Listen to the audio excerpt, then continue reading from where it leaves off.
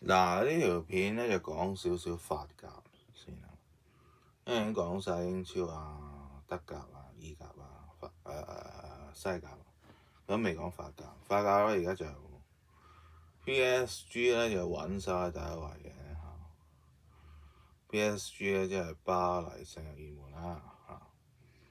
咁第二又好似馬賽，咁都係諗會唔係法甲嗰啲波衫嘅。咁其實我想講一樣嘢咧，就係咧儲波衫啦嚇，或者儲衫啦。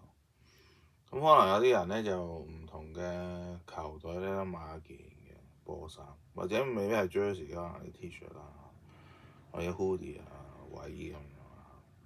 有啲就可能同一隊咧嘅球隊咧就買唔同年份嘅波衫，譬如有啲人中意儲巴西嘅波衫。咁仲有啲咩可以儲咧？就係編碼聯乘啦，你可能每個聯乘都有啲嘢啦，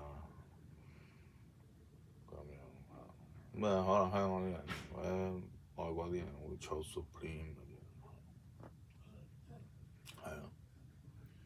咁或者儲鞋，不過唔講儲鞋，講儲波衫，即係運動牌子嘅或者板仔嘅。有啲人中意儲 TK Maxx 嗰啲美式歐力嚟嘅添。咁講少少啦嚇，講儲嘢，又講下法甲咁樣。OK。